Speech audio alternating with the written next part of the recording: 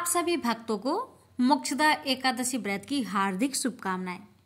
प्यारे भक्तों, आज आप सभी सुनिए मोक्षदा एकादशी व्रत की संपूर्ण कथा। महाराज युधिष्ठिर ने कहा, हे भगवान, आप तीनों लोकों के स्वामी, सबको सुख देने वाले और जगत के पति हैं। मैं आपको नमस्कार करता हूँ। हे देव, आप सबके हितैषी हैं, अतः मेरे संचय को दूर कर मुझे बताइए कि मार्गशीर्ष एकादशी का क्या नाम है, उस दिन कौन से देवता का पूजन किया जाता है और उसकी क्या विधि है, कृपया मुझे बताए। भक्त वत्सल भगवान श्री कृष्ण कहने लगे कि धर्मराज, तुमने बड़ा ही उत्तम प्रश्न किया है। इसके सुनने से तुम्हारा यश संसार में फैलेगा। मार्गशीर्ष शुक्ल एकादशी अनेक पापों को नष्ट करने वाली है। इसका नाम मोक्षदा एकादशी है। इस दिन दामोदर भगवान की धूप दीप नैवेद्य आदि से भक्ति पूर्वक पूजा करनी चाहिए। अब इस विषय में मैं एक पुराणों की कथा कहता हूँ। गोकुल नाम के नगर में बैखानस नामक राजा राज्य करता था। उसके राज्य में चारों वेदों के ज्ञाता ब्राह्मण रहते थे। वह राजा अपनी प्रजा का पुत्रवत पालन करता था। एक बार रात्रि में राजा ने एक सपना देखा कि उसके पिता नरक में हैं। उन्हें बड़ा आश्चर्य हुआ। राजा प्रातः वह विद्वान ब्राह्मण के पास गया और अपना सपना सुनाया। कहा, मैंने अपने पिता को नरक में कष्ट उठाते देखा है। उन्होंने मुझसे कहा है कि हे पुत्र, मैं नरक में पड़ा हूँ, यहाँ से तुम मुझे मुक्त कराओ। जब से मैंने यह वचन सुने हैं, तब से मैं बहुत बेचैन हूँ। चित्त में बड़ी अशांति हो रही है। मुझे इस राज्य, धन, पुत्र, स्त्री, हाथी, घोड़े आदि में कुछ भी सुख प्रतीत नहीं होता। क्या करूं? ऐसा सुनकर राजा मुनि के आश्रम पर गया। उस आश्रम में अनेक शांत चित्त योगी और मुनि तपस्या कर रहे थे। उसी जगह पर्वत मुनि बैठे थे। राजा ने मुनि को साष्टांग दंडवत किया। मुनि ने राजा से सांगोपांग कुशल पूछी। राजा ने कहा कि महाराज, आपकी कृपा से मेरे राज्य में सब कुशल है, लेकिन अकस्मात मेरे चित्त में अत्यंत अशांति होने लगी है। ऐसा सुनकर पर्वत मुनि ने आंखें बंद की और भूत विचारने लगे। फिर बोले, हे राजन, मैंने योग के बल से तुम्हारे पिता के कुकर्मों को जान लिया है। उन्होंने पूर्व जन्म में कामातुर होकर एक पत्नी को रति दी, किंतु सौत के कहने पर दूसरे पत्नी को ऋतुदान मांगने पर भी नहीं दिया। उसी पाप कर्म के कारण तुम्हारे पिता को नरक में जाना पड़ा। तब राजा ने कहा, इसका कोई उपाय बताए। मुनि बोले, हे राजन, आप मार्गशीर्ष एकादशी का उपवास करें और उस उपवास के पुण्य को अपने पिता को संकल्प कर दे। इसके प्रभाव से आपके पिता की अवश्य नरक से मुक्ति होगी। मुनि के ये वचन सुनकर राजा महल में आया और मुनि के कहे अनुसार कुटुंब सहित मोक्षदा एकादशी का व्रत किया। इसके उपवास का पुण्य उसने पिता को अर्पण कर दिया। इसके प्रभाव से उसके पिता को मुक्ति मिल गई और स्वर्ग में जाते हुए वे पुत्र से कहने लगे, हे पुत्र, तेरा कल्याण हो। यह कहकर स्वर्ग चले गए। मार्गशीर्ष मास की शुक्ला पक्ष की मोक्षदा एकादशी का जो व्रत करते हैं, उनके समस्त पाप नष्ट हो जाते हैं। इस व्रत से बढ़कर मोक्ष देने वाला और कोई व्रत नहीं है। इस कथा को पढ़ने या सुनने से वाजपेयी यज्ञ का फल मिलता है। यह व्रत मोक्ष देने वाला तथा चिंतामणि के समान सब कामनाएं पूर्ण करने वाला है। प्रेम से बोलिए जय श्री हरि। पाटलिपुत्र नामक एक दुर्गम नगर है जिसका गोपुर द्वार बहुत ही ऊंचा है। उस नगर में शंकुकर्ण नामक एक ब्राह्मण रहता था। उसने वैश्या वृत्ति का आश्रय लेकर बहुत धन कमाया, किंतु न तो कभी पितरों का तर्पण किया और न देवताओं का पूजन ही। वह धनोपार्जन में तत्पर होकर राजाओं को ही भोज दिया करता था। एक समय की बात है, उस ब्राह्मण ने अपना चौथा विवाह करने के लिए पुत्रों और बंधुओं के साथ यात्रा की। मार्ग में आधी रात के समय जब वह सो रहा था, एक सर्प ने कहीं से आकर उसकी बाह में काट लिया। उसके काटते ही ऐसी अवस्था हो गई कि मणि मंत्र और औषधि आदि से भी उसके शरीर की रक्षा अध्ययन जान पड़ी। तत्पश्चात कुछ ही क्षणों में उसके प्राण पेखरू उड़ गए। फिर बहुत समय के बाद वह प्रेत सर्प योनि में उत्पन्न हुआ। उसका चित्त धन की वासना में बंधा था। उसने पूर्व वृत्तांत को स्मरण करके सोचा, मैंने जो घर के बाहर करोड़ों की संख्या में अपना धन गार रखा है, उससे इन पुत्रों की वंचित करके स्वयं ही उसकी रक्षा करूंगा। एक दिन सांप की योनि से पीड़ित होकर पिता ने स्वप्न में अपने पुत्र के समक्ष आकर अपना मनोभाव बताया। तब उसके निरंकुश पुत्रों ने सवेरे उठकर बड़े विस्मय के साथ एक दूसरे से स्वप्न की बात कही। उनमें से मझला पुत्र कुदाल हाथ में लिए घर से निकला और जहां उसके पिता सर्प योनि धारण करके रहते थे, उस स्थान पर गया। यद्यपि उसने धन के स्थान के ठीक ठीक पता नहीं था, तो भी उसने चिन्हों से उसका ठीक निश्चय कर लिया और लोभ बुद्धि से वहां पहुंचकर बाबी को खोदना आरंभ किया। तब उस बाबी से बड़ा भयानक सांप प्रकट हुआ और बोला, ओ मूर्ख, तू कौन है? किस लिए आया है? क्यों बिल खोद रहा है? अथवा किसने तुझे भेजा है? ये सारी बातें मेरे सामने बता। पुत्र बोला, मैं आपका पुत्र हूँ, मेरा नाम शिव है। मैं रात्रि में देखे हुए सपने से विस्मित होकर यहाँ स्वर्ण लेने कौतूहल से आया हूँ। पुत्र की यह लोक निंदित वाणी सुनकर वह सांप हंसता हुआ उच्च स्वर से इस प्रकार स्पष्ट वचन, यदि तू मेरा पुत्र है तो मुझे शीघ्र ही बंधन से मुक्त कर। मैं पूर्व जन्म के गारे हुए धन के ही लिए सर्प योनि में उत्पन्न हुआ हूँ। पुत्र ने पूछा, पिताजी, आपकी मुक्ति कैसे होगी, इसका उपाय मुझे बताए, क्योंकि मैं इस रात में सब लोगों को छोड़कर आपके पास आया हूँ। पिता ने कहा, बेटा, गीता के अमृतमयी 7वें अध्याय को छोड़कर मुझे मुक्त करने में तीर्थ, दान, तप और यज्ञ भी सर्वथा समर्थ नहीं है। केवल गीता का 7वां अध्याय ही प्राणियों को जरा, मृत्यु आदि दुखों को दूर करने वाला है। पुत्र, मेरे श्राद्ध के दिन 7वें अध्याय का पाठ करने वाला ब्राह्मण को श्रद्धा पूर्वक भोजन कराओ, इससे निसंदेह मेरी मुक्ति हो जाएगी। वत्स, अपनी शक्ति के अनुसार पूर्ण श्रद्धा के साथ वेद विद्या में प्रवीण अन्य ब्राह्मणों को भी भोजन कराना। सर्प योनि में पड़े हुए पिता के यह वचन सुनकर पुत्रों ने उसकी आज्ञा के अनुसार तथा उससे भी अधिक किया। तब शंकुकर्ण ने अपने सर्पधारी को त्याग कर दिव्य देह धारण किया और सारा धन पुत्रों के अधीन कर दिया।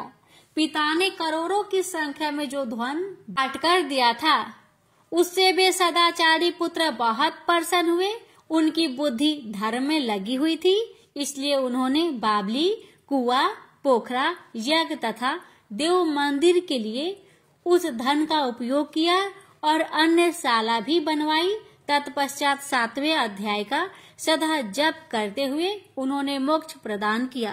पार्वती, यह तुम्हें 7वें अध्याय का महात्म्य बताया, जिसके श्रवण से मानव सब पातकों से मुक्त हो जाता है। प्रेम से बोलिए हर हर महादेव, माता पार्वती की जय। भगवान शिव कहते हैं, देवी अब 8वें अध्याय का महात्म्य सुनो, उसके सुनने से तुम्हें बड़ी प्रसन्नता होगी। लक्ष्मी जी के पूछने पर भगवान विष्णु ने उन्हें इस प्रकार 8वें अध्याय का महात्म्य बतलाया था। दक्षिण में आमर्द कपूर नामक एक प्रसिद्ध नगर है। वहाँ भाव शर्मा नामक एक ब्राह्मण रहता था, जिसने वैश्या को पत्नी बनाकर रखा था। वह मांस खाता, मदिरा पीता, साधुओं का धन चुराता, पराया स्त्री से व्यभिचार करता और शिकार खेलने में दिलचस्पी रखता था। वह बड़े भयानक स्वभाव का था और मन में बड़े बड़े हौसले रखा था। एक दिन मदिरा पीने वाला सामान जुटा था। उसमें भाव शर्मा भर पेट ताड़ी पी खूब गले तक उसे चढ़ाया। अतः अजी नर अत्यंत पीड़ित होकर उस पापात्मा कालवश मर गया और बहुत बड़ा तार का वृक्ष हुआ। उसकी घनी और ठंडी छाया का आश्रय लेकर ब्रह्म राक्षस भाव को प्राप्त हुआ। कोई पति पत्नी वहां रहा करते थे। उनके पूर्व जन्म की घटना इस प्रकार है। एक कुशीबल नामक ब्राह्मण था, जो वेद वेदांग के तत्वों का ज्ञाता, संपूर्ण शास्त्रों के अर्थ का विशेषज्ञ और सदाचारी था। उसकी स्त्री का नाम कुमती था। वह बड़े खोटे विचार की थी। वह ब्राह्मण विद्वान होने पर भी अत्यंत लोभवश अपनी स्त्री के साथ प्रतिदिन भैंस, काल पुरुष और घोड़े आदि बड़े दोनों का ग्रहण किया करता था, परंतु दूसरे ब्राह्मणों को दान में मिली हुई कौड़ी भी नहीं देता था। वे ही दोनों पति पत्नी कालवश मृत्यु को प्राप्त होकर ब्रह्म राक्षस हुए। वे उसी तार वृक्ष के पास आए और उसके मूल भाग में विश्राम करने लगे।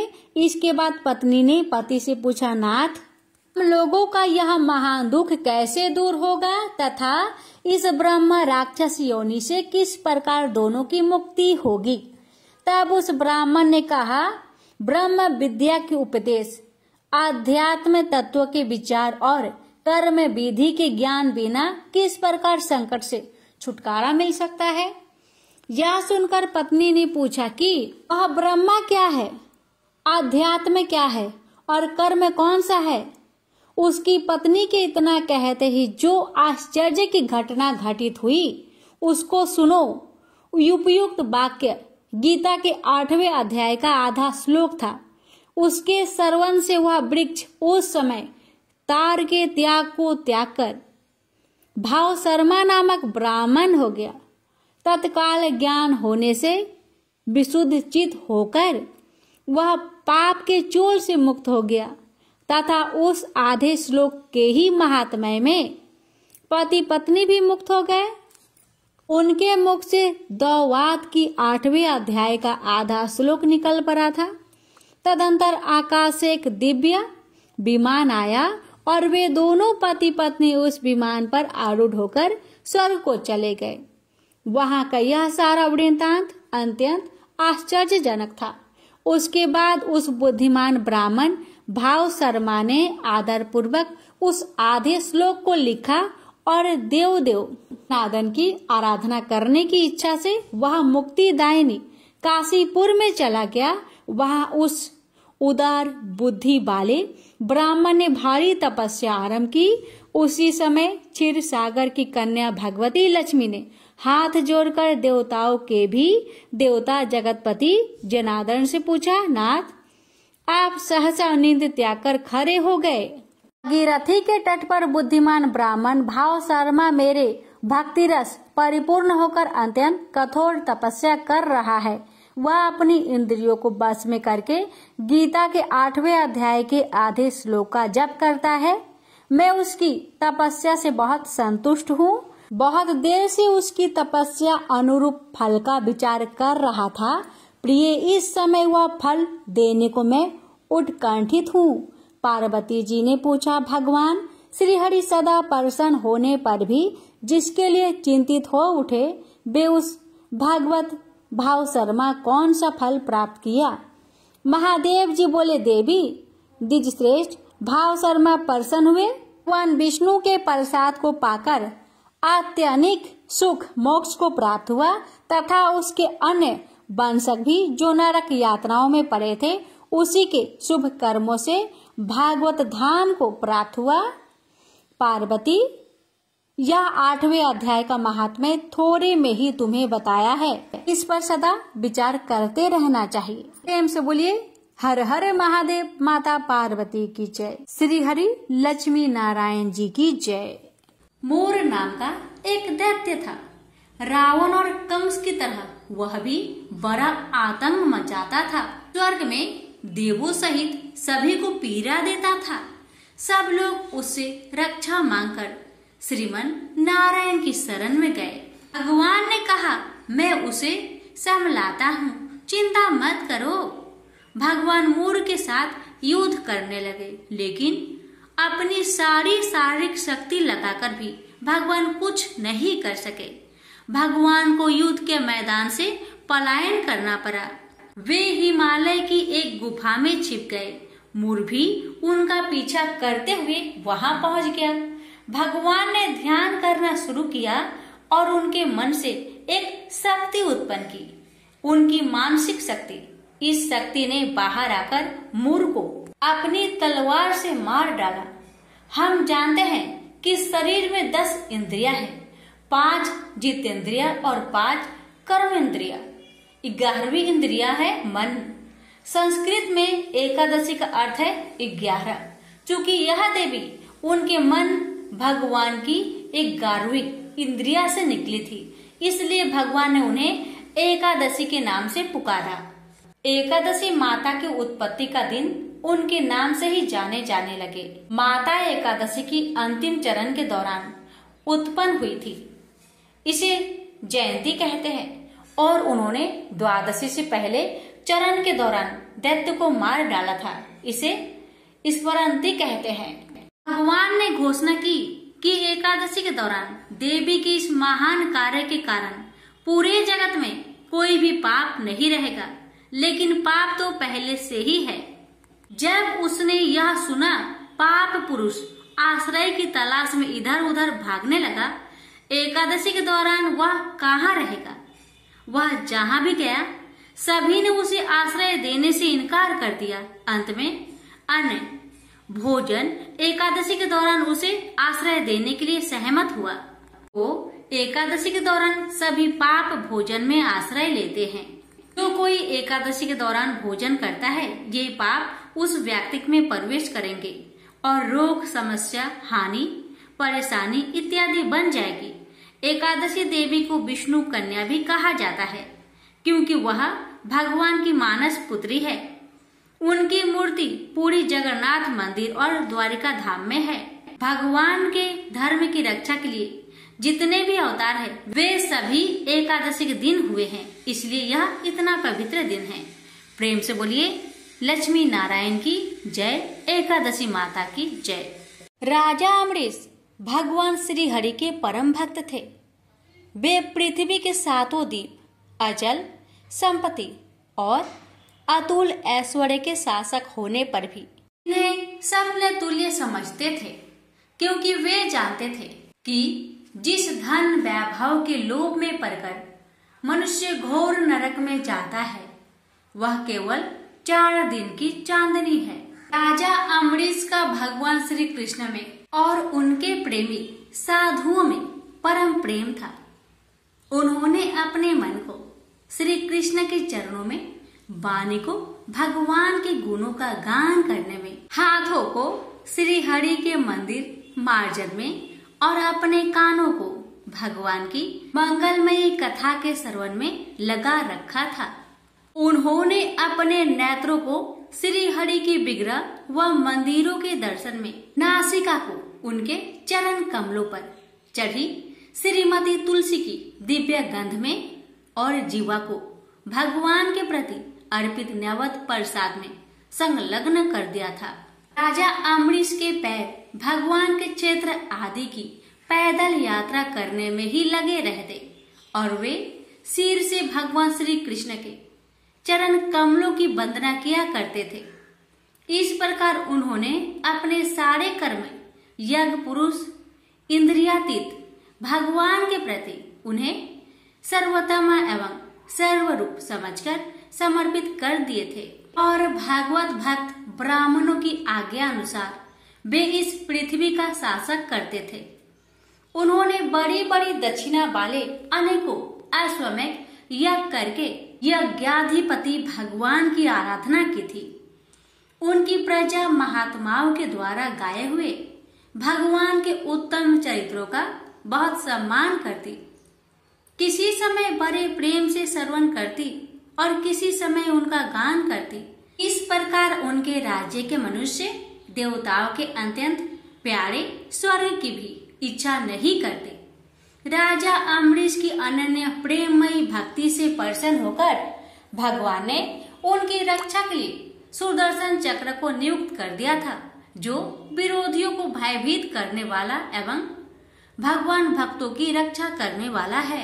एक बार उन्होंने अपनी पत्नी के साथ भगवान श्री कृष्ण की आराधना करने के लिए 1 वर्ष तक द्वादशी प्रधान एकादशी व्रत करने का नियम ग्रहण किया।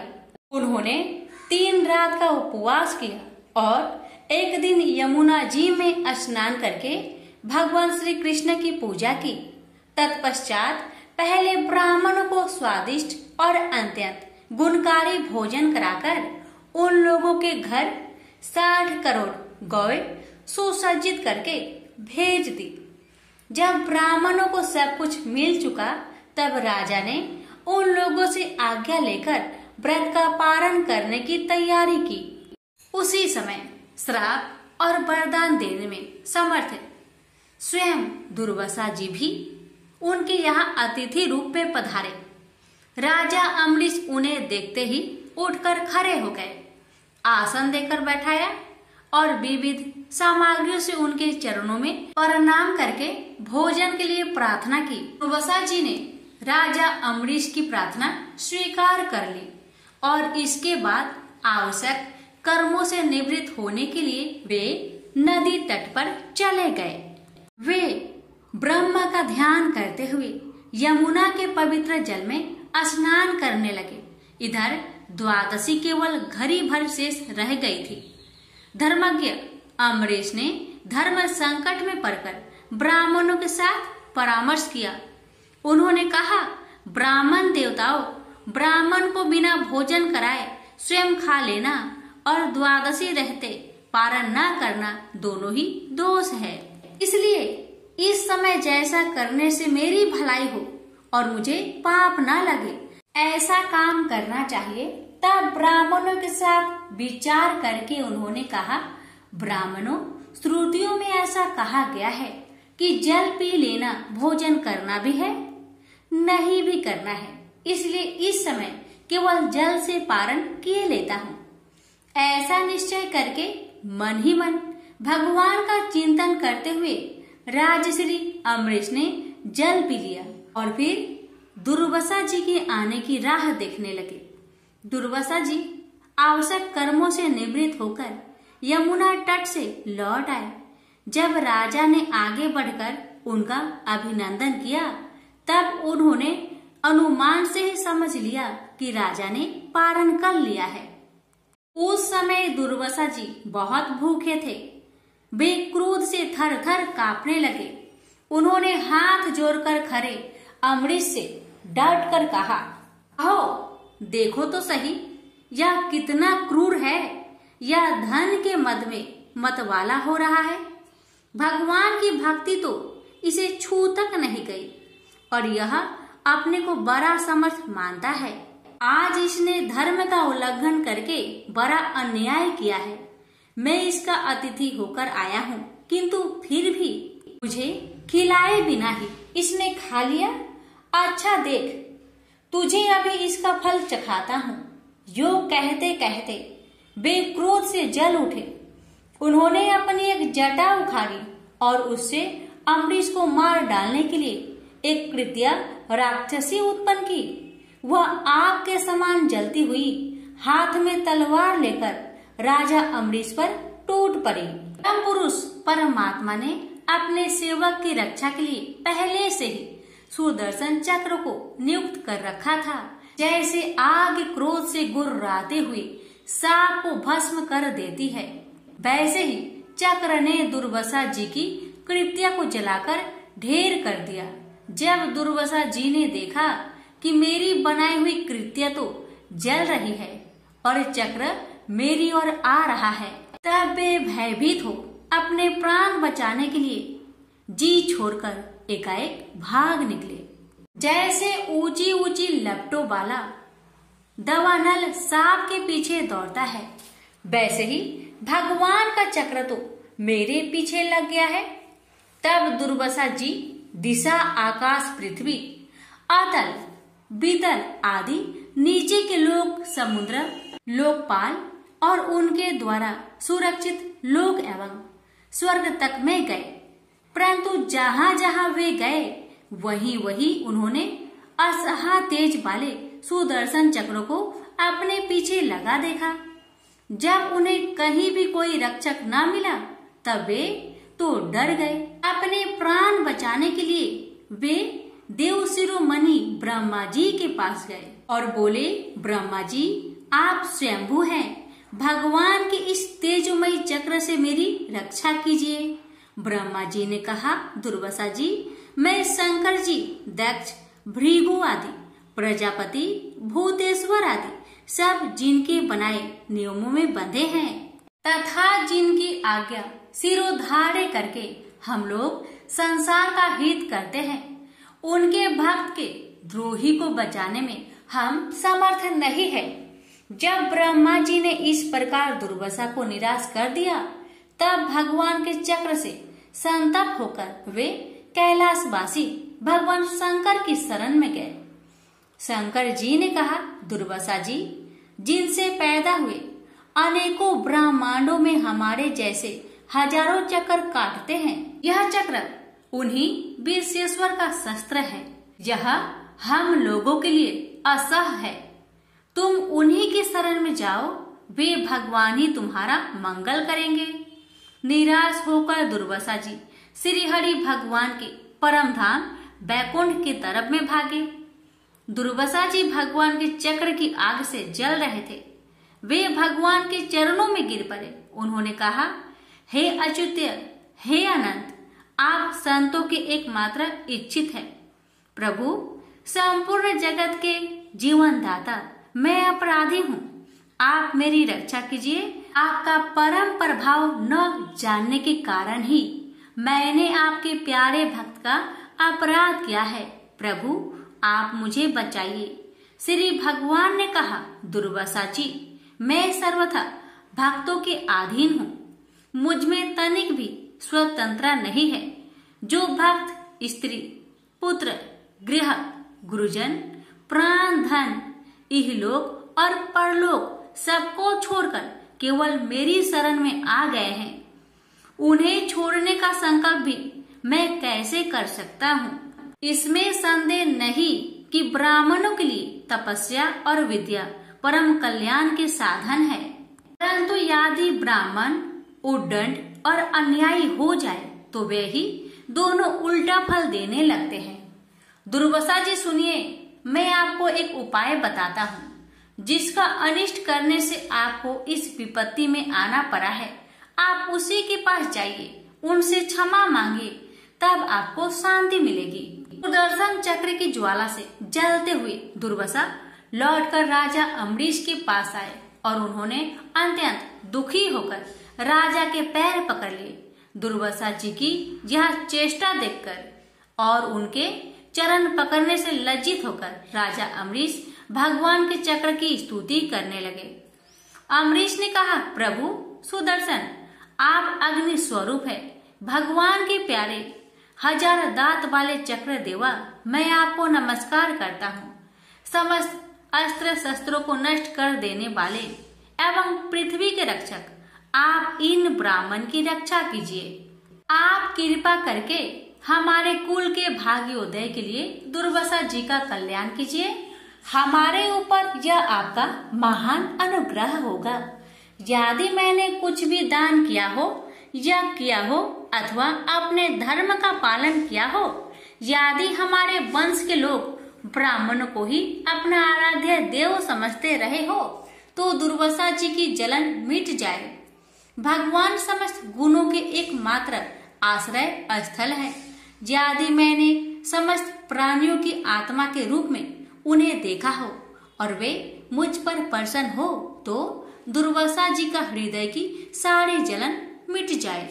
अब राजा अम्बरीश ने दुर्वासा जी को सब ओर से जलाने वाले भगवान के सुदर्शन चक्र की इस प्रकार स्तुति की। तब उनका प्रार्थना से चक्र शांत हो गया। जब दुर्वासा चक्र की आग से मुक्त हो गए और उनका चित्त स्वस्थ हो गया, तब वे राजा अम्बरीश को अनेकानेक उत्तम आशीर्वाद देते हुए उनकी प्रशंसा करने लगे। दुर्वासा जी ने कहा, धन्य है, आज मैंने भगवान के प्रेमी भक्त का महत्व देखा। राजन, मैंने आपका अपराध किया, फिर भी आप मेरे लिए मंगल कामना ही कर रहे हैं। महाराज अम्बरीश, आपका हृदय करुणा भाव से परिपूर्ण है। आपने मेरे ऊपर महान अनुग्रह किया। अहो, आपने मेरे अपराध भुलाकर मेरी रक्षा की है। जब से दुर्वासा जी चक्र से जीवन रक्षा के लिए भाग रहे थे, तब से राजा अम्बरीश ने भोजन नहीं किया था।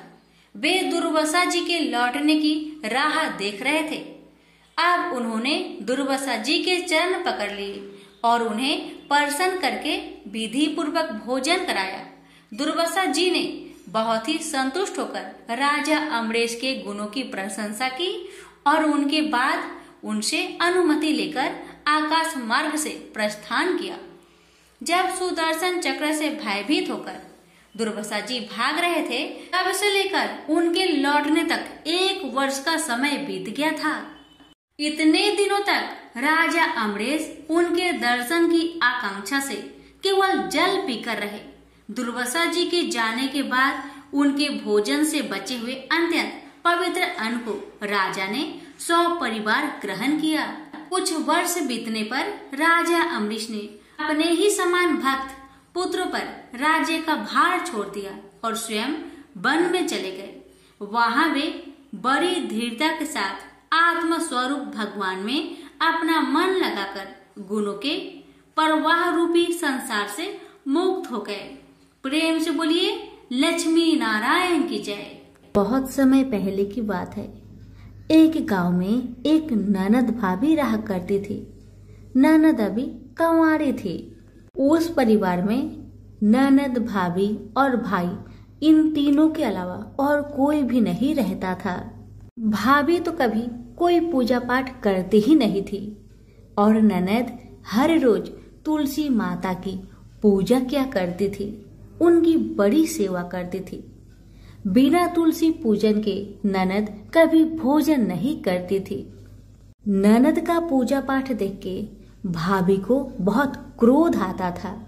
कभी कभी भाभी तो अपनी ननद से ऐसे भी कह देती थी कि जब तुम्हारा विवाह होगा ना, तो मैं तुम्हें और बराती को तुलसी ही खाने दूंगी और दहेज में यही दूंगी।